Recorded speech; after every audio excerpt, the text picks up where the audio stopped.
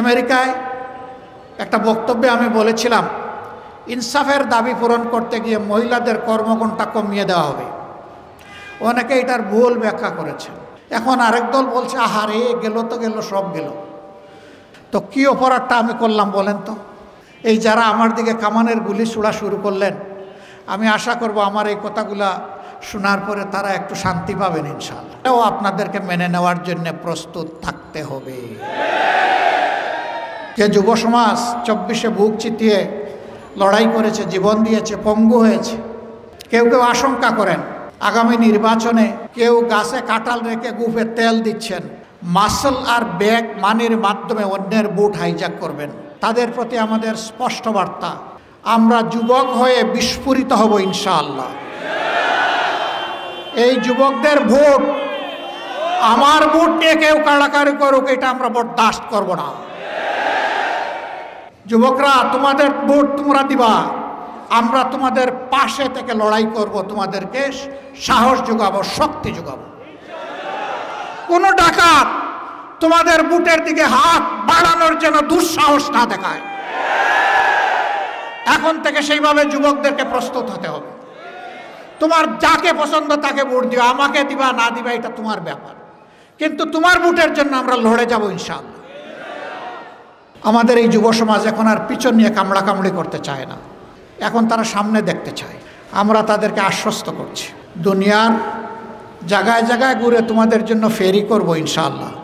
যেখানে যে উন্নত টেকনোলজি পাবো সেখান থেকে কাঁধে করে ওইটা তোমাদের জন্য নিয়ে আসবো। তোমরা যাতে টেকনো বেসড একটা মানবিক সমাজ গড়ে তুলতে পারো। মরার আগে দেখে যেতে চাই সন্তানেরা ভালো আছে, একটা সভ্য বাংলাদেশে আছে, সত্যিকারের একটা স্বাধীন বাংলাদেশের নাগরিক আমার সন্তান, এটা আমরা দেখে যেতে চাই। এটি হবে আমাদের সান্ত্বনা। চীন সফরে গিয়েছিলাম, দেখি যে ওদের ড্রেইনের পানিও স্ফটিকের মতো চকচক করে। জানতে চাইলাম এটা কিভাবে সম্ভব হলো। বলে যে রেসপেক্টিভ এলাকার, সংশ্লিষ্ট এলাকার নির্বাচিত জনপ্রতিনিধিকে বছরে 2 বার তার এলাকার ওইগুলাতে গোসল করতে হয়। বা যাও বাবা এখন গোসল করো তুমি। তো গোসল যখন করবে তখন গোসলের উপযুক্ত করে এই পানীয় তার মেনটেন করতে হবে। সে জানে না তার গোসলের ডেট কোন দিন, ওইটা রাষ্ট্র জানাই দিবে যে আগামীকালকে আপনার গোসলের ডেট। যদি আগে জানাই দেয় তাইলে মাঝখানে যেমন তেমন হোক ওই সময় এসে হয়তো কেউ পানি পরিষ্কার করে নিতে পারে, এই সুযোগও নাই। আগের দিন রাত্রের নোটিশ যাবে, কালকে সকাল 10টায় তোমার গোসলের সময়। আমরা বিশ্বাস করি সমাজে যদি ডিসিপ্লিন, নিয়ম যদি এস্টাবলিশ করা যায়, এই সমাজ চমকাবে ইনশাআল্লাহ, ডায়মন্ডের মতো চমকাবে। আমাদের লোকেরা বিদেশে গিয়ে সেই দেশগুলা গড়ে দিচ্ছে, সেই লোকেরা এই দেশকে আরও সুন্দরভাবে গড়ে দিতে পারবে। শুধু একটা পরিবেশ প্রয়োজন, আর কিছুই না। আমরা ওই পরিবেশটা তৈরি করে দিতে চাই যেখানে আবাল বৃদ্ধ বনিতা সবাই এই রাষ্ট্রকে এগিয়ে নেওয়ার জন্য ভূমিকা রাখার সুযোগ পাবে। আমেরিকায় একটা বক্তব্যে আমি বলেছিলাম, ইনসাফের দাবি পূরণ করতে গিয়ে মহিলাদের কর্মঘণ্টা কমিয়ে দেওয়া হবে। অনেকে এটার ভুল ব্যাখ্যা করেছেন। একটা মিটিংয়ে সব কিছু বলা যায় না। চিন্তা ভাবনা না করে এই কথা তো আমরা বলি নাই, আমরা চিন্তা করেই বলেছি। কেন? একজন মহিলা, তিনি একজন শুধু মহিলা না, শুধু একজন কর্মজীবী না, তিনি একজন মা, সভ্যতার তিনি কেন্দ্রবিন্দু। একজন মহিলা ঠিক তো পরিবার ঠিক, পরিবার ঠিক তো রাষ্ট্র ঠিক। এই মহিলারা তারা তাদের উদরে সন্তান ধারণ করেন, গর্ভের সন্তান জন্মগ্রহণ করার পরে তাকে লালন পালন করেন, বুকের দুধ দিয়ে, স্নেহ ভালোবাসায় তাকে শিক্ষা দিয়ে মানুষ করেন। তারা পরিবারের সব কিছুকে সামলান। এই দায়িত্ব পুরুষদের নাই এবং চাইলেও এটা পারবে না। এই আমেরিকায় অন্য আরেক জায়গায় একজন প্রশ্ন করেছেন, এক ভদ্রলোক, যে এটাকে বৈষম্য হলো না, যে ওনারা করবে 5 ঘন্টা, আমরা করব 8 ঘন্টা। আমি অবশ্যই বৈষম্য। দেখে আর কোনো বৈষম্য আছে কিনা। আচ্ছা, আগামী 1 বছরের ভিতরে পুরুষদের মধ্যে যারা পেটে বাচ্চা নেবেন তারা একটু হাত তোলেন। এখন থেকে সবাই মিটমিট করে আসে আর মাথা নিচের দিকে দেয়। ওইটা কিভাবে সম্ভব?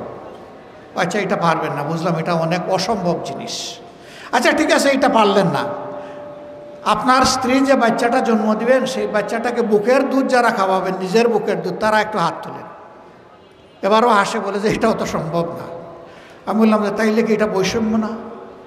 একজন দুই দায়িত্ব, মহান গুরু দায়িত্ব পালন করলো, আপনি কিছুই করলেন না, এটা তো বৈষম্য রে ভাই। এই বৈষম্যের কম্পেনসেশন হবে তাদের কর্মঘণ্টা কমিয়ে দেওয়ার মতো। এই কর্মঘণ্টা যখন কমিয়ে দেওয়া হবে, ফুল কনসেন্ট্রেশন, মনোযোগ নিয়ে তারা কাজ করবে।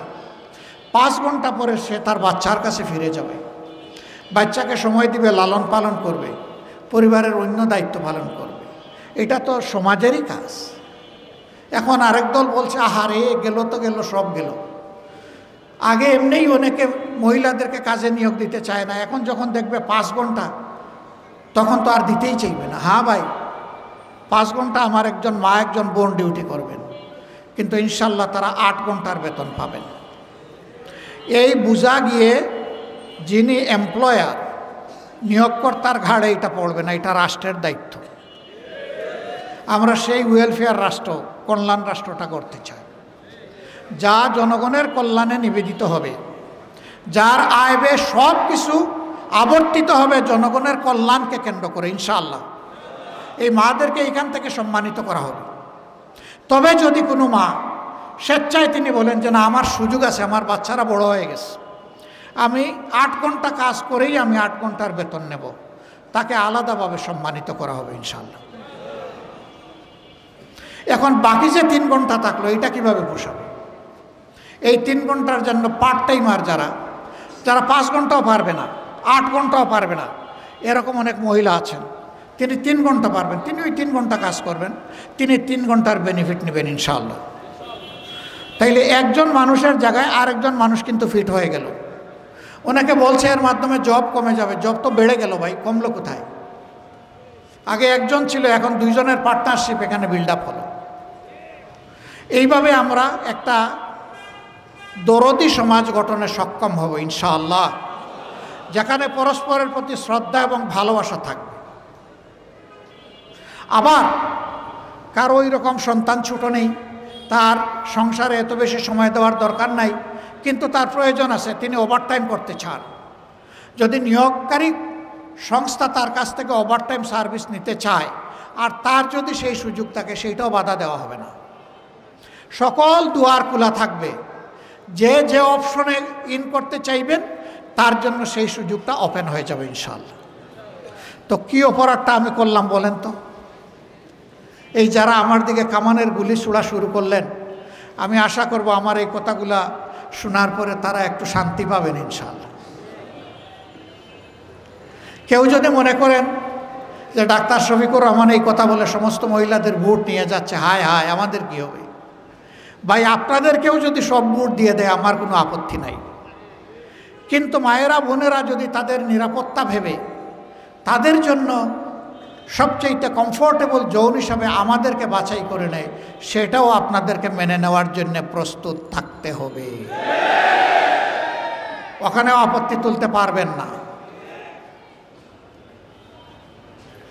যে যুব সমাজ 24-এ বুক চিতিয়ে লড়াই করেছে, জীবন দিয়েছে, পঙ্গু হয়েছে, তারা অনেকেই জানতো না তারা বেঁচে থাকবে কিনা। সেই যুব সমাজের একটা বিশাল দাবি, চাহিদা, প্রত্যাশা এই জাতির কাছে আছে। তাদের এই প্রত্যাশাকে আমরা সম্মান করি এবং আমরা কথা দিচ্ছি তোমাদের প্রত্যাশা পূরণে আমরা লড়ে যাব ইনশাআল্লাহ। যুবকরা, তোমাদেরকে তোমাদের অধিকারের জন্য লড়তে হবে। 2টি অধিকার, একটা হলো নিজের হাতকে দক্ষ হিসাবে গড়ে তোলার অধিকার, রাষ্ট্র যেন এই সমর্থ তোমাদেরকে দান করে, সাপোর্ট দেয়। 2 নম্বর হচ্ছে তোমাদের মৌলিক ভোটের অধিকার। এখানে 30-32, অনেকের বয়স হয়ে গেছে 35 হয়ে গেছে, তারা জীবনে একবার একটা ভোট দিতে পারে নাই। কেউ কেউ আশঙ্কা করেন আগামী নির্বাচনে কেউ গাছে কাঁঠাল রেখে গুফে তেল দিচ্ছেন, মাসল আর ব্যাগ মানির মাধ্যমে অন্যের ভোট হাইজ্যাক করবেন। তাদের প্রতি আমাদের স্পষ্ট বার্তা, আমরা যুবক হয়ে বিস্ফোরিত হব ইনশাআল্লাহ। এই যুবকদের ভোট আমার ভোট নিয়ে কেউ কাড়াকাড়ি করুক, এটা আমরা বরদাস্ত করব না। যুবকরা, তোমাদের ভোট তোমরা দিবা, আমরা তোমাদের পাশে থেকে লড়াই করব, তোমাদেরকে সাহস যোগাবো, শক্তি যোগাবো। কোন ডাকাত তোমাদের বুটের দিকে হাত বাড়ানোর জন্য দুঃসাহস না দেখায়। এখন থেকে সেইভাবে যুবকদেরকে প্রস্তুত হতে হবে। তোমার যাকে পছন্দ তাকে ভোট দিবা, আমাকে দিবা না দিবা এটা তোমার ব্যাপার, কিন্তু তোমার ভোটের জন্য আমরা লড়ে যাব ইনশাআল্লাহ। প্রিয় দেশবাসী,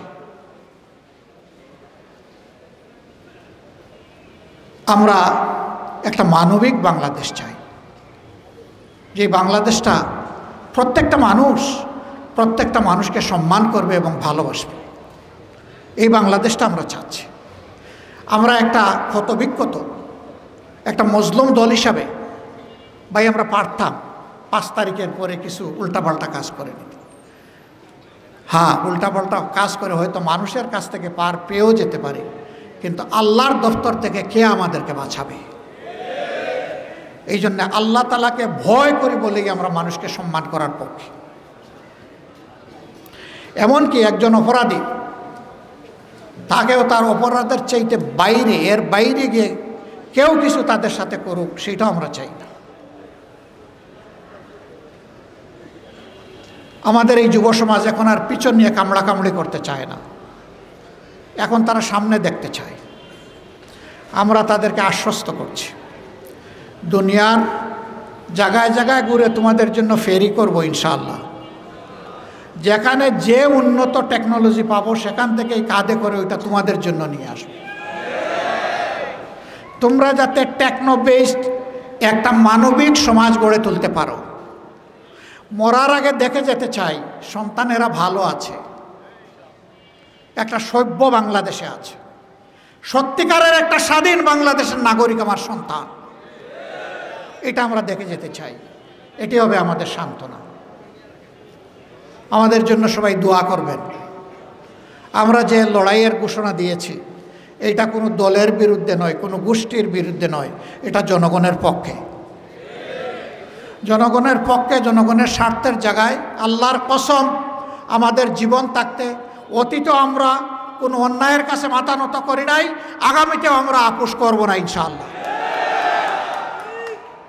সেই লড়াইয়ে প্রিয় জনগণকে আমরা সাথে চাই, পাশে চাই। এখন সারা তো বললাম জাতীয় ব্যাপার, এই আসনের কি হবে?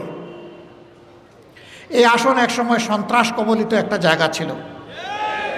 আমরা প্রথমে কথা দিচ্ছি, এইখানে সন্ত্রাসের কোনো কালো ছায়া আমরা বরদাস্ত করব না।